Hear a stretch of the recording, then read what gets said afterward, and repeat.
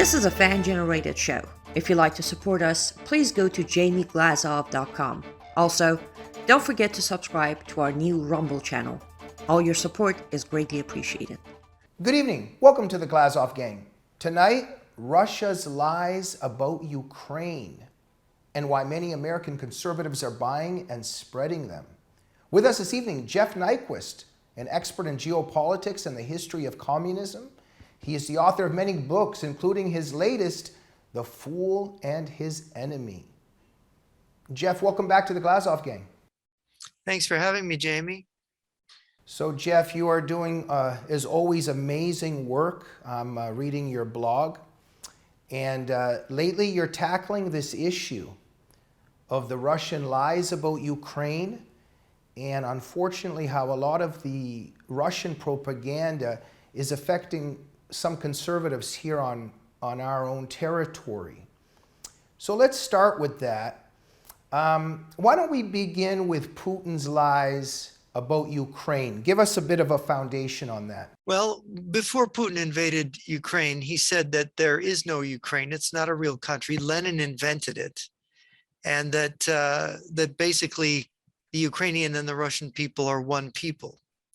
And the problem is for that to be true, you'd have to have the Ukrainians agree. And they obviously don't, because they're fighting for their independence. So what we have here is a war of independence.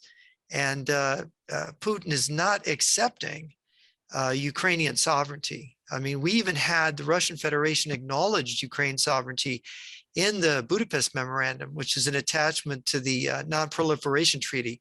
Moscow signed it and said it would respect the borders of Ukraine. Now that Russia has invaded Ukraine, people have asked Sergei Lavrov, the foreign minister of Russia, how he can do this. And he said, well, we don't regard the treaty as regarding that we can't attack Ukraine. We just can't attack it with nuclear weapons, is what he says. So the Russians are engaged in sharp practice and lying about what treaties say, lying about what is a country and what isn't, because they want to basically appropriate Ukraine and make it part of Russia. Actually, what President Zelinskis of Ukraine has said, they want to put the Soviet Union back together again. Okay, so Jeff, look, let me just go at a couple pieces of the puzzle here, and we'll continue the discussion. On the other hand, we have what seems to be how the globalists, the deep state, seems to, is always, of course, manipulating everything. And there is this one argument that, Zelensky is a puppet of the globalists, just like Trudeau, and they've got all their people in the right position, and that to some degree, the globalists are exploiting this whole situation, and that's why there appears to be this globalist interest in supporting Ukraine. What do you think of that? Well, look, tell me, who do you mean specifically? Globalist is a vague term Right. that people apply. I prefer more precise terms. I mean, if we talk about the Russian government, we can narrow it down. You're talking about Klaus Schwab? Exactly. And I know that this is what I want to get to here, because there's this one angle of that there's, the Klaus Schwab, the George Soros, the deep state, and that this angle has started where somehow Putin is against them, which when we begin to analyze it further, we see that that's not true at all. Right. And so this gets quite complicated, but go ahead. It's really clarifying. Did you happen to catch President Zelinski's March 27th interview with the Russian press he did on Zoom? Did you catch that at all? Yes, some of it, but go ahead in case I don't remember exactly. It's fascinating, absolutely fascinating. He conducted the interview in Russian. I don't read Russian, but I saw a translation of it. And I have to say how brilliant that man is, because he said a number of things in there about where he stands and what Ukraine is. And it really, as a country, it's nothing to do with the New World Order so-called conspiracy that people talk about, or Klaus Schwab. But there's an interesting thing. You probably saw recently Klaus Schwab was interviewed in his library, and over his right shoulder, there was a bust of Lenin. Mhm. And see, I have a bust of George Washington in my library, right? So why does Klaus Schwab have a bust of Lenin? Because Klaus Schwab is like an academic Marxist, Mhm. right? Or maybe even a Marxist Leninist, right? What is it that he really believes? And this is a point Zelensky made. Zelensky alluded to this, that he didn't use the word communism in the interview, but he said, look, you know who I'm talking about. He said, Putin is maybe trying to get a mausoleum for himself, right? He's referring to Lenin. He's referring to Leninism in an oblique way. Zelensky's saying, look, we have this Soviet thing. They want to put the Soviet Union together, and there's some kind of communist angle here. Look, it was the communists that called for the measure of recognizing Luhansk and Donetsk in the Duma, as you recall, that started the war. So Putin was answering the call of the Communist Party of the Russian Federation. This is a very, very difficult subject because we're talking about a civil war in the former Soviet Union, and we're talking about a system that is still essentially Soviet. As we see in Russia, it is becoming a Soviet. They're pulling everything back together. You look at the Stalinist methods that they're using now. They're coming down on anyone who opposes the government. There's no dissent. You're not allowed to dissent. If the government said that Ukraine is Nazi, you have to believe it, right? So is Ukraine Nazi? No, not any more than America is Nazi. Are there Nazis in Ukraine? Yes. I think in 2014, there were, 14 ultranationalists elected out of 423, members of the Rada. It's not the Nazis have no real say in the Ukrainian government. It's not a Nazi government. They have a Jewish president, right? It's ridiculous. It's the narrative, because Putin is making, it's an association in the mind of the Russian people with the Great Patriotic War when they were fighting Nazis, right? And so he's trying to recreate that psychology in the Russian people, saying, we're fighting for our survival. These are Nazis. They were going to attack us. We had no choice. This kind of narrative, even though the Ukrainian government's not Nazi, their president is Jewish. There is a country called Ukraine. They just don't want to be underneath Moscow, right? So he's right. And Jeff, just so I'll interrupt for a second. And we keep hearing this all the time. And what interests me is, even when all that propaganda against Trump of the Nazis, there's always this thing, the Nazis, right? And so now there's this thing about the Nazis in Ukraine. And yes, let's say there are some Nazis in Ukraine, but it doesn't mean that Ukrainian people cannot have independence and don't deserve independence if they would like to be independent. Those are two very different things. And but go ahead. Yeah, no. And so you see, I think what's happening here is there is, you look at who Putin is allied with around the world. This is very interesting. You've got the Russian people were kind of told that they were going to have their freedom, that they were going to have their nation, just like Ukraine, that they were going to be free from the Soviet thing. But you look at the people who still controlled, you look at what happened, especially after Boris Yeltsin was replaced, actually appointed Putin to be president, and Putin came in. You had the press has been taken over by the state and by Putin. You have the Soloviki, you have the security services becoming dominant. You're returning to building weapons to confront the West. You are not really, your economy is not honestly organized. You have state capitalism, which is what Leninism was.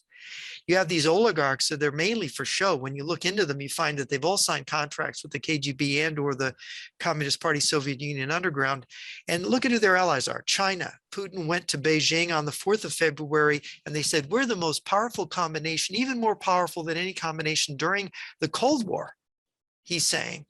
And so what's that about? China's a communist country. And then you've got Putin's got military advisors in North Korea. He doubled the railroad track lines into North Korea a few years ago to be able to pump more Russian supplies in there. He's supporting Cuba. They're building bases in Nicaragua where the Sandinistas have control now. They have anti-aircraft troops in Caracas, Venezuela. Venezuela is a communist country now. Maduro is a Marxist-Leninist. Just take a look at him and the way he governs. You look at all these countries in Africa that claim they gave up Marxism, Leninism at the fall of the Soviet Union. The MPLA in Angola, they've still been the ruling power 30 years later, claiming they're not communist. But where's their opposition? In Namibia, SWAPO, they're communists. They can say they're not, but they are. Nepal got taken over by Maoists some years ago. The march, the Congo in 1997, Lawrence Kabila was a Marxist-Leninist, took over the Congo. The Cold War ended. What do you mean? They're taking over countries all over the third world. It hasn't stopped. Peru has a new communist president now. Mm-hmm. So, and Putin's supporting all of this. So wait a minute.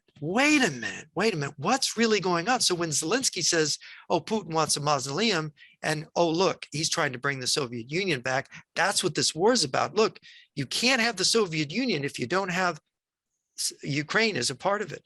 And Ukraine is basically refusing to hook back up into that formation, which I think they're trying to put back together again. That's the way I see it. And I've studied this a long time. Very controversial thing to say. I know a lot of people are going to disagree. Right. Now, Jeff, so Archbishop Vigano, for a very long time, right up till now, it's just fascinating, but also tragic how the people on quote unquote our side we're constantly being splintered and divided over all of these issues. So Vigano was so great telling the truth about the pandemic, about what the globalists and the deep state, that one sphere of what they're trying to do, destroy the United States, bring in this globalist system, defeat the United States with, just what they were doing with these vaccines and the lockdowns and all this strategy. And Vigano was showing the spiritual aspects of this, and he was just so good. And then all of a sudden, just recently, he is justifying, in many respects, Ukraine's destruction. He's come out with some statements, and he's repeating Moscow's lies. And he's advancing the propaganda of the worst enemy of Christianity and of the Catholic Church. And you recently did some fascinating work on your site. You had a fascinating discussion with Trevor Loudon about this. And Vigano represents some of the people in the conservative camp. This is also quite disturbing, right? It is. I personally have great sympathy for traditionalist Catholics and Eastern Orthodox Christians.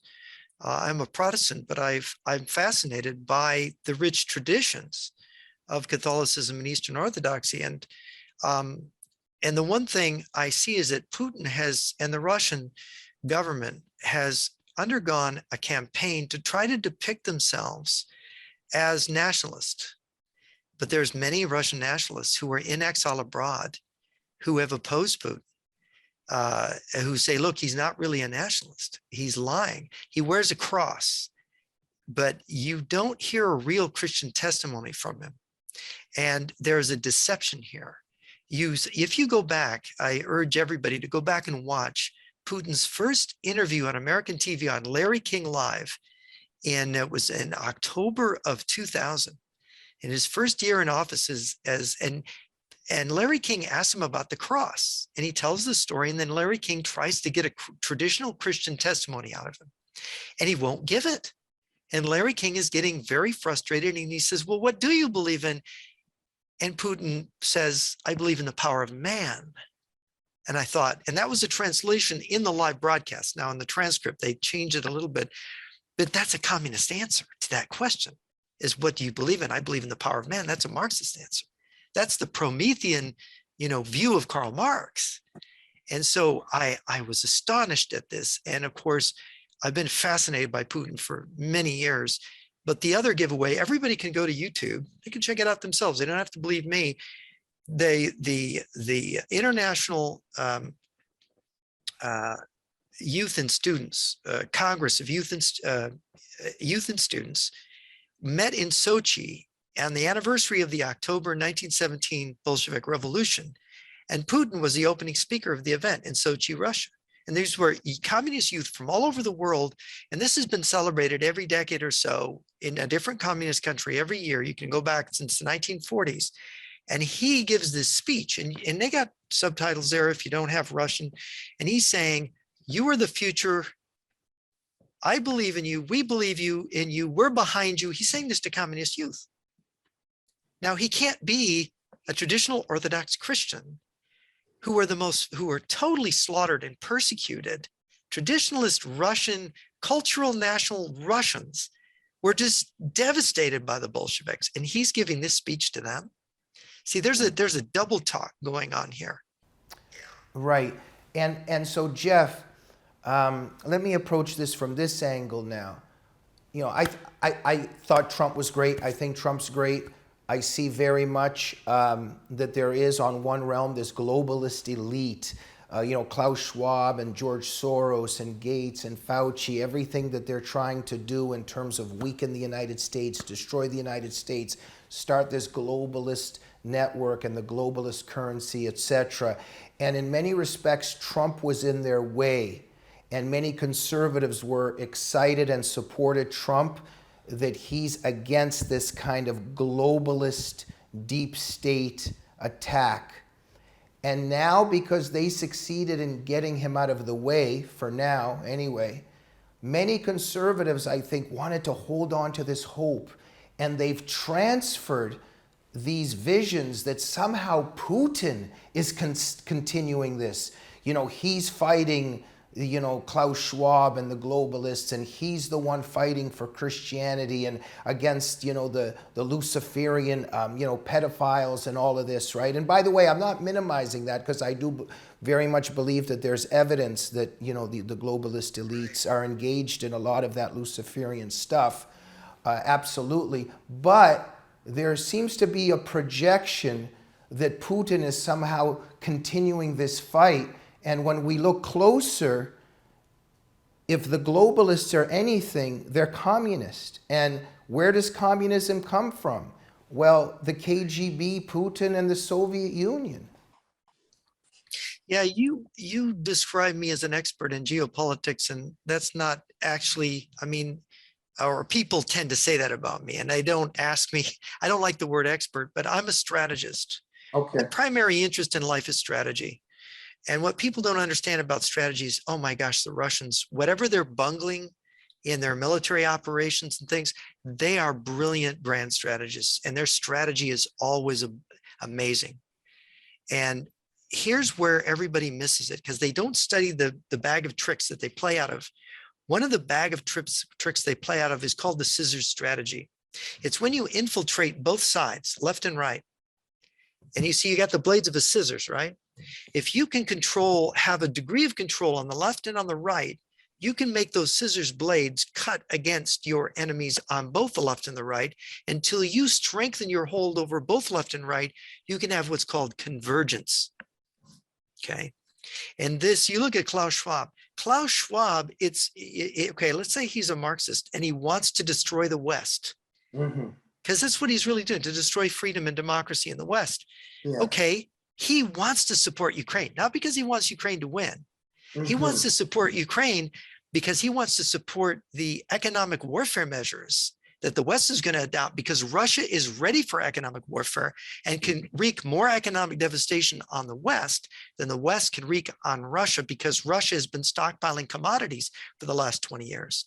Russia now, with its allies, its ally in Venezuela and its allies in the Middle East, and it's, you know, you got the Houthis shooting missiles at Aramco facilities in Saudi Arabia, Saudi saying we can't meet these contracts. You get Iran erupting, you can shut down that Middle Eastern oil. Now what do you got? You got Japan on its knees, you got Europe on its knees. America and Canada can limp along because we've got our own oil supplies here.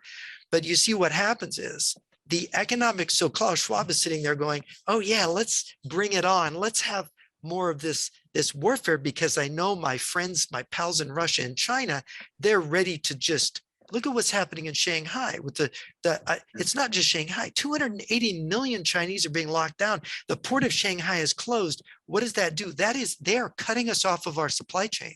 That's on purpose.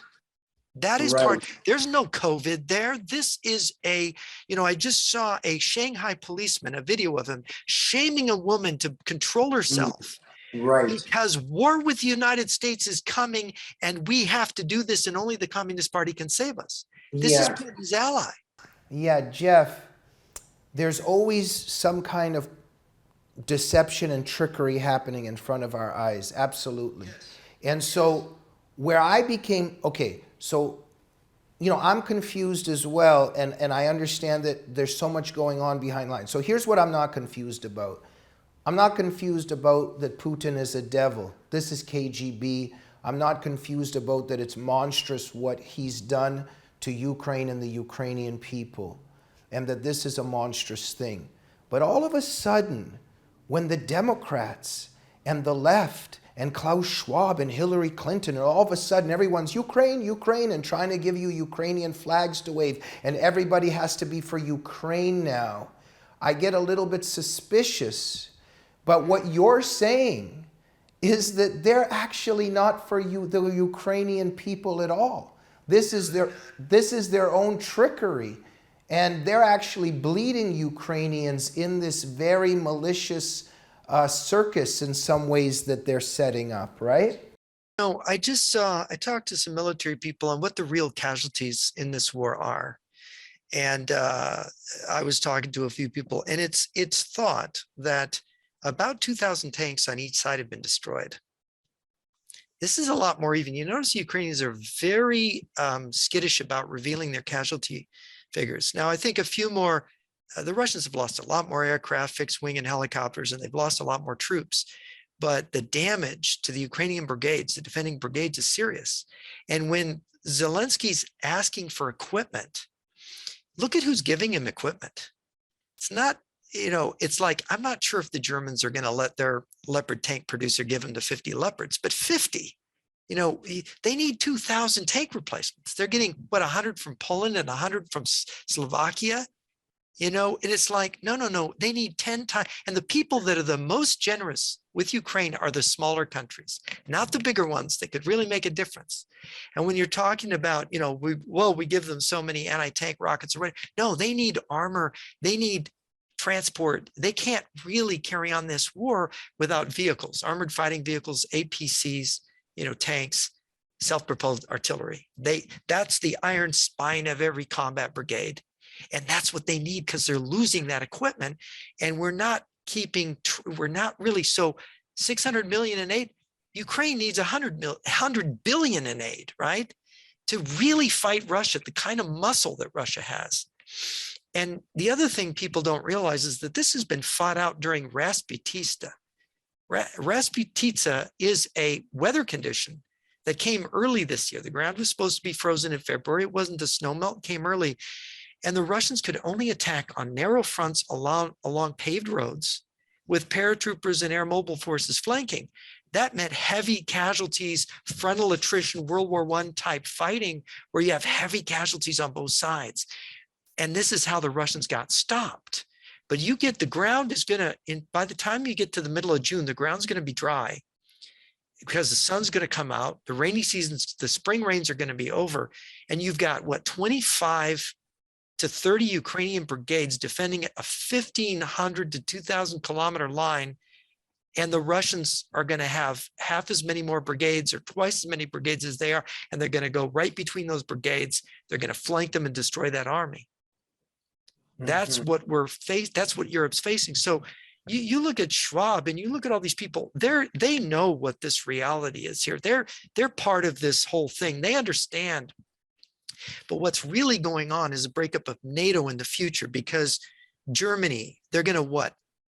Are their diesel shipments going to arrive from Russia? Are they going to get the natural gas? They're going to be on their knees. How is the German economy? You go 2 months, 3 months without those oil and gas shipments, and Europe is economically on its knees. Every month losing how many hundreds of thousands of jobs in each country? How many millions of jobs, workers in Europe being put out of work?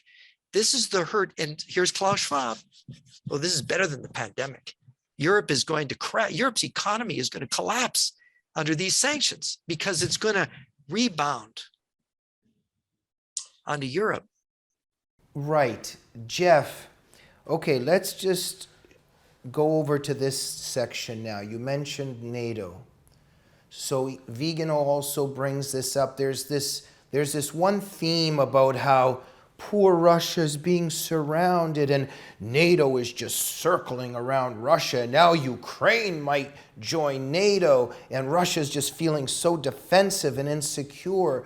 To begin with, a country has the right to join an organization if it wants to. So that's all a little bit strange. Yeah, well, Russia's not surrounded. Look at Russia. Russia is in the south is got Iran and Central Asia, countries that are puppeted by Russia and influenced by China.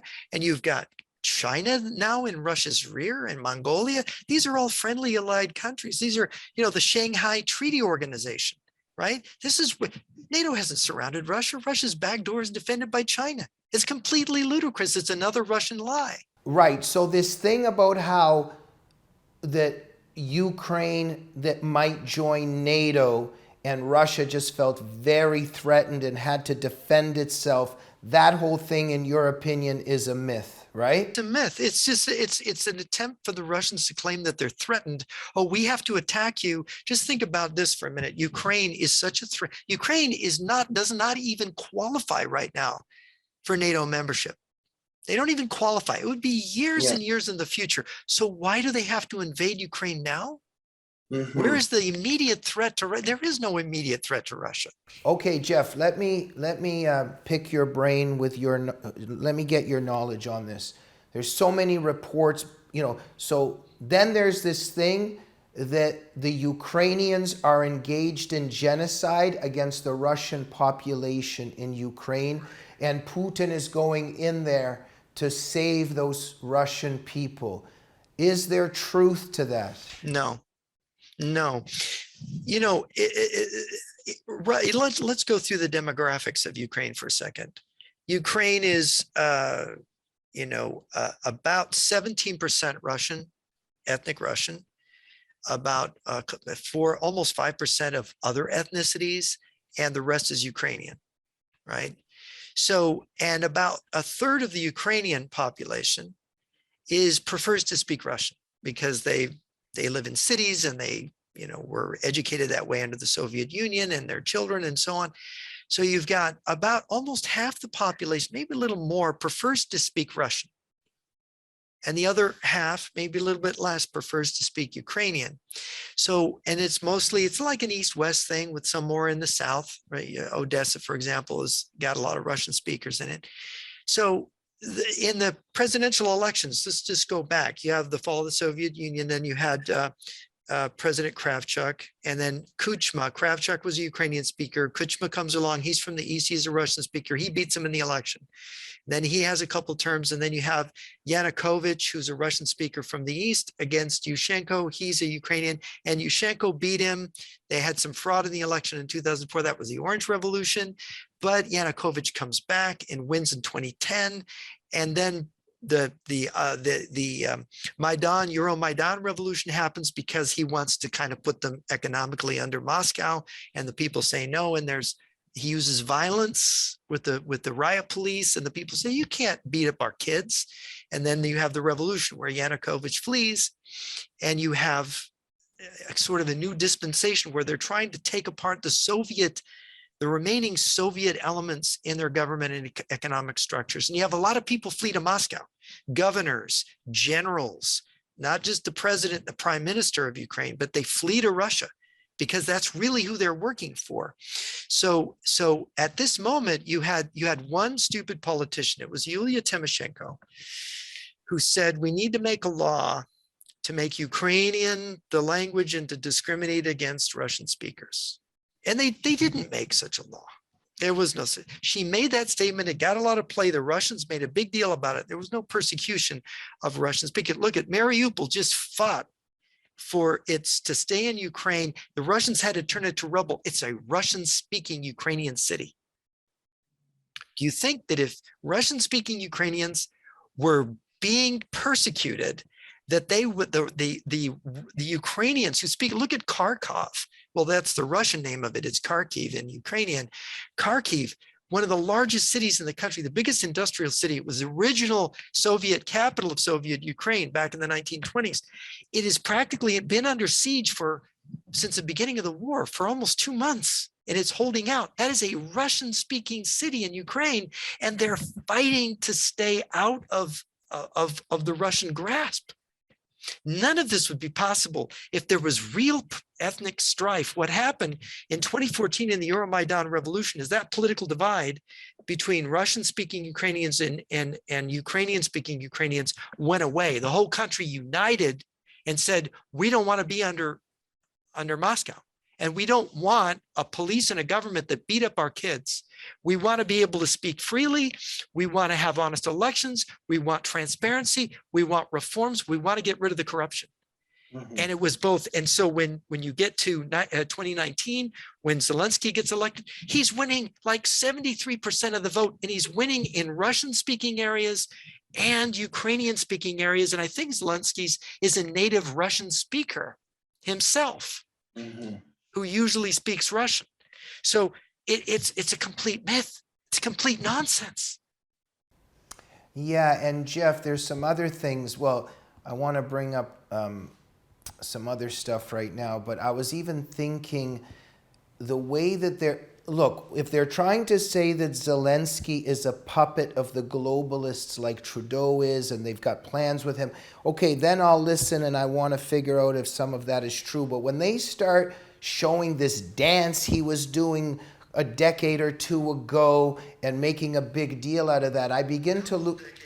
Yeah, and it's just he's dancing, and I mean, is that as serious as what you know, the bombing right now that's going on and what Putin's up to? But we can get back to that for a minute. But I just find some of this stuff very odd about what they're trying to stress. But these biolabs. So this is interesting. The biolabs in Ukraine, and Putin's going after these biolabs. And at first it sounds, good. Like, oh, there's these biolabs there, and Putin's going after them. But then I'm starting to wonder, what biolabs exactly are they talking about? Let's say they're there. But here's the question. Who built those labs? Also, they were built under the Soviet Union, and yeah. Wait, just 1 sec. I just wanted to finish very quickly. Russia has the largest bioweapons program that there is. That's right. And as Trevor Loudon was saying on your show, if they're so worried about biolabs, why don't they invade China then? But anyway, tell us about these biolabs. Well, you've probably heard of Ken Alabak. He was the deputy head of BioPreparedit, which was one of the large biological warfare units under the Soviet Union. He wrote a book called Biohazard that came out a couple decades ago. Alabak, the BioPreparedit had labs all over the Soviet Union, including in Ukraine. And when the Soviet Union collapsed, when that disorganization happened, and you had the Nunn-Lugar Act, remember, where we were giving them money to help, make it so people couldn't steal their nuclear warheads. But we also had a program related to their biowarfare program. And labs in countries like Ukraine, we actually had our own officials come over and take over a large number of the BioPreparedit labs. Now these weren't where they manufactured. I think some of them maybe did have some manufacturing ability, but Soviet Union very famously was a mass producing anthrax, a bubonic plague, and I'm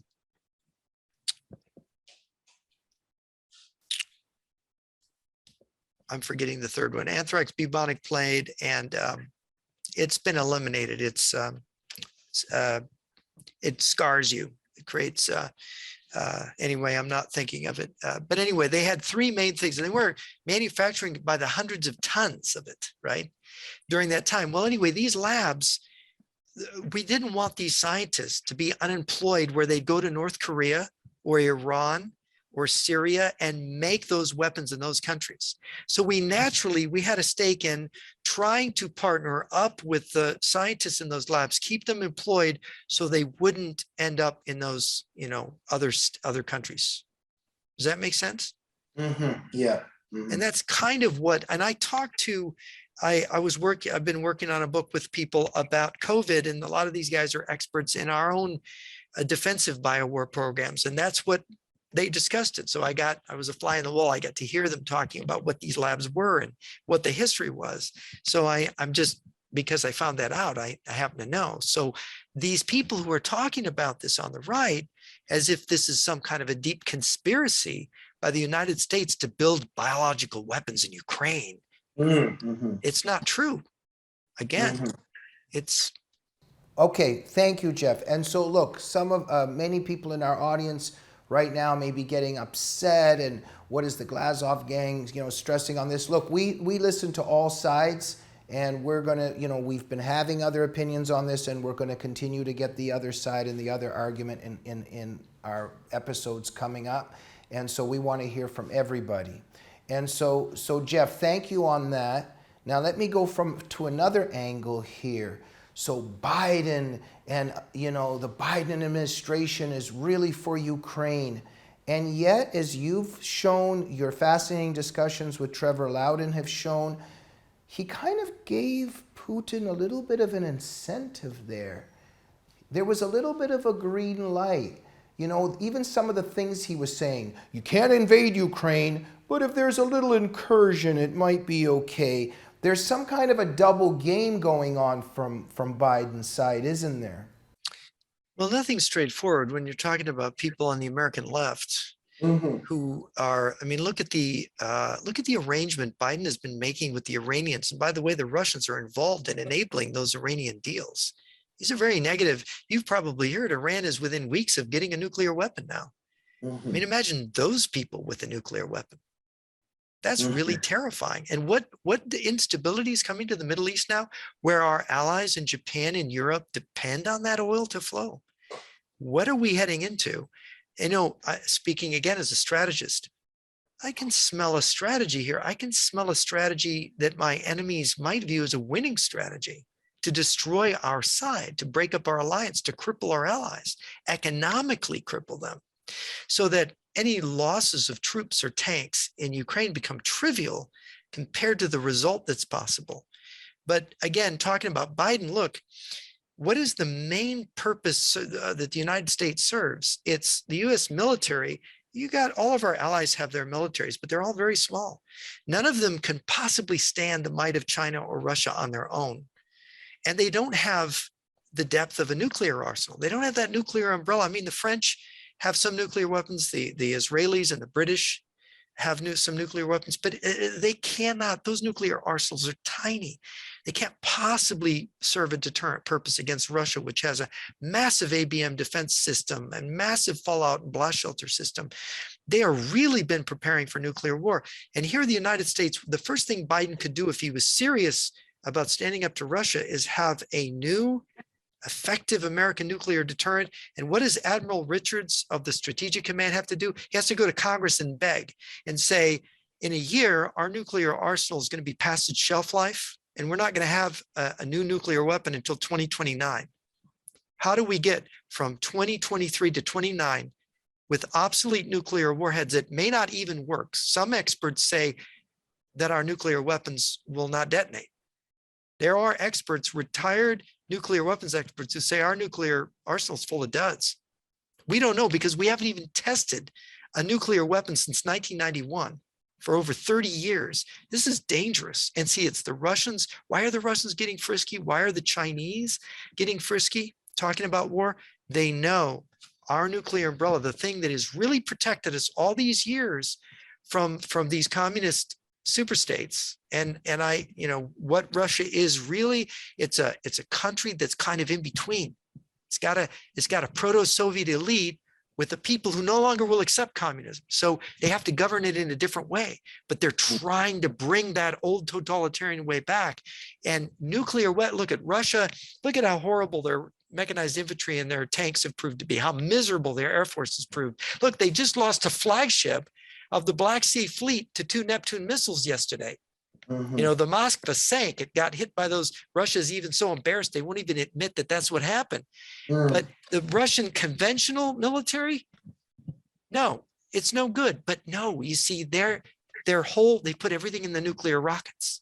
And you read their textbooks, they say the decisive weapon of the next world war is the nuclear missile weapon. And they have that. Right.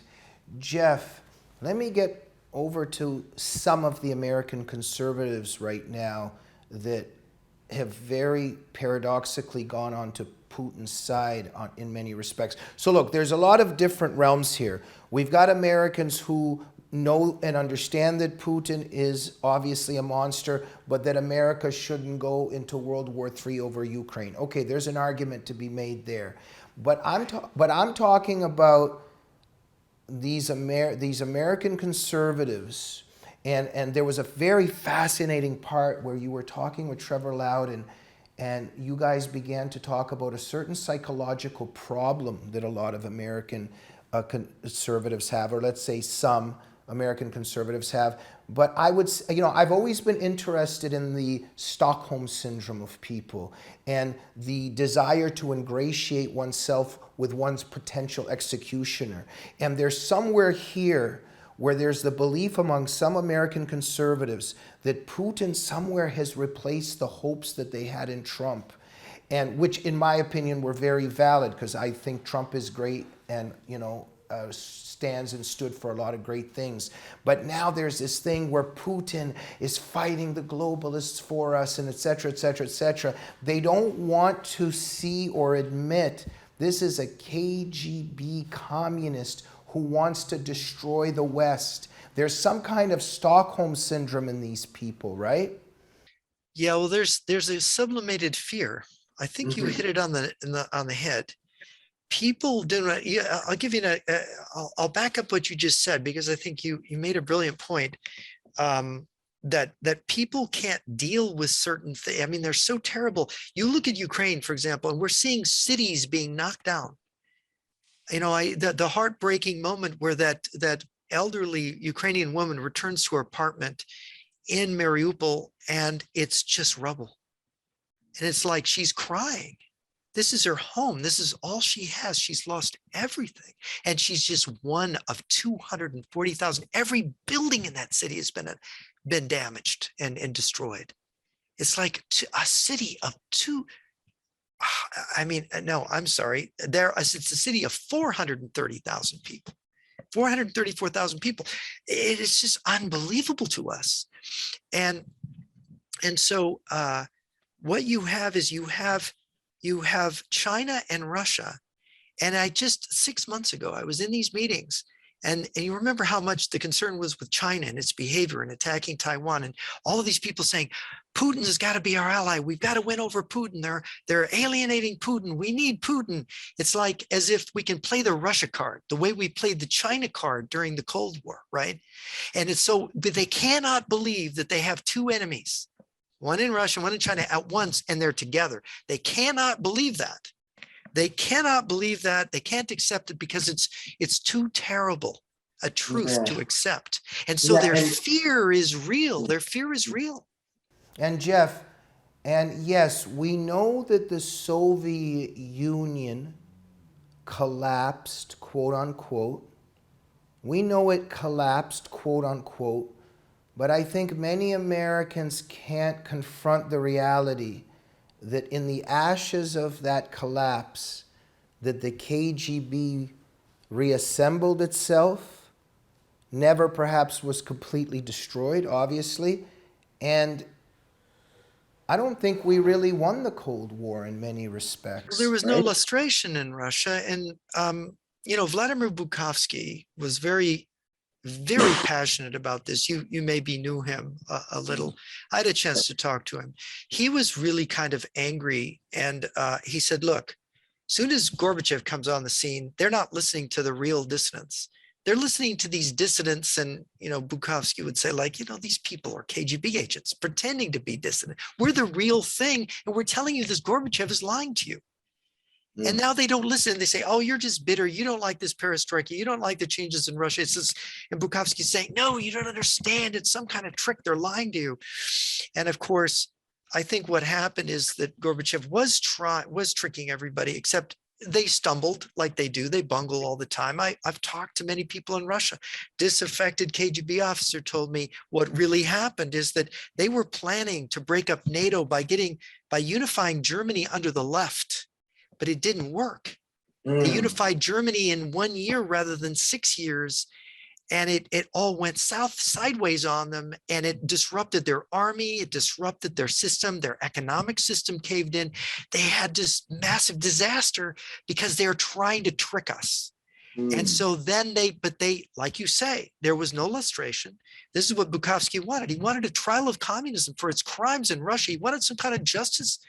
They didn't bring the nomenclatura stayed in Russia. They rebuilt, as you said. Look, they put Putin in charge of the country. What does he say when he becomes prime minister? He says, mission accomplished, comrades. This is December of 1999. We got in. We're going to rebuild the whole thing, of course. And that's been Putin's project, to bring that whole thing back. And of course, even under Yeltsin, the KGB was crawling all over Yeltsin's Kremlin. Drunken Boris was not really in charge. And so they managed to bring it back. They couldn't bring it all the way back, but they're trying. Yeah, Jeff, so sorry to interrupt. This is so fascinating. I wish we had another 2 hours. Just another couple minutes left here, Jeff. From my own limited understanding, but just a judgment call I would make from some of the reading I've done, the thinking I'm doing, there seems to be the bleeding right now, the bleeding of Ukrainian people, this war, and just everything that's happening. And I have this vision that China comes in and fills the vacuum afterwards. What would you say about that? I think that China is planning to come in, but they're planning to attack us. I think that there is some kind of larger war been planned between Russia and China at the highest levels. And I think that we got lucky. I think what Ukraine is it's our break. Russia stubbed its toe in Ukraine. And if Ukraine holds on, that world war might not develop. Wait, China and Russia are on the same side or might go to war? No, they're on the same side as each other. They're on the same side. They got a larger war planned against the rest of us. Right. This is very obvious, by the way. Yeah. To anyone I'm a strategist. I look at the military stuff. I look at the strategy stuff. It's like, why did they do that? Oh, no. See, Putin had to put the Soviet Union back together and then say, China, look, China, we're ready to go. Now we can have our war. And you notice China had announced the mobilization of its fleet on an exercise right when Russia's invasion of Ukraine began. And when that invasion failed, when they didn't overrun Ukraine immediately, suddenly the naval activity in the Chinese ports stopped, and you didn't hear anything more about the Chinese naval mobilization. You're right. Yeah, no, sorry, of course. I just thought I had misheard you for a minute. Of course, Russia, China, both communist and allied, and they're planning something. Jeff, did Putin miscalculate in Ukraine? Terribly. Yes, he did. He thought that he had the old dynamic. He thought that because 51% of the country or whatever, 52 speaks Russian, that they would go over to him, that he could leverage the country that way, that they'd throw flowers on the tanks. Probably any advisor that told him that the Euromaidan revolution had affected a deep spiritual change in Ukraine. The Euromaidan revolution is fascinating. Americans do it an injustice by saying that it was done by the West or George Soros. That isn't what happened. That is not what happened. They had a deep, profound, it's the most profound political event of the 20th century so far, and it might spread to Russia because it's carried in the Russian language, and it's a real possibility that Russia could eventually, through this, change. Or Ukraine gets crushed. Right. We don't know the outcome. This is what is so interesting about all this. And Right. our fate is caught up in this because Russia's nuclear weapons, Russia can't wage a nuclear war if it's fighting in Ukraine. Uh-huh. Okay, Jeff, so sorry. I wish we could go further. And I know this sounds absurd, what I'm about to say, but in 60 seconds, please tell our viewers what they should be thinking about when they walk away from this show. The Ukrainian people are fighting this war, not even their state. And the passion of their president in his statements about right and wrong, telling the truth. This is what is going on. The Ukrainians, this is their war of independence from Moscow. They don't want to be a part of Moscow anymore. They want to be their own country. And they are willing to die and fight and have their cities knocked down to have that freedom. Imagine being that non-materialistic, to care that much. So it's something much more special than just some plot by the West to use the Ukrainians. No, this is their war. Jeff Nyquist, thank you so much for joining us, and the Glazov Gang will continue to get all the different perspectives on this this conflict. What a frightening and also confusing time. Thank you for shedding and sharing your wisdom and knowledge on all of this. Jeff, thank you for being a brave truth teller and a fighter for freedom all these years, and continue to do so, please. Thank you, Jamie. Thank you. Everybody go to jrnyquist.blog, jrnyquist.blog, to follow what Jeff Nyquist is doing. We'll see you soon on the Glazov Gang. Good night. Dear ladies and gentlemen, I recently got one of Mike Lindell's pillows and comforters at mybillow.com, and I started getting some of the most restful sleeps in my life. And you can do the same. Go to mypillow.com and use code GG21 to get incredible and amazing discounts. Or just call 1-800-854-0673. While you're doing that, you'll know that you're supporting Mike Lindell, a true American hero fighting a true American cause. And you'll also be supporting the Glazov Gang. Thank you. May God bless you, and may God bless America.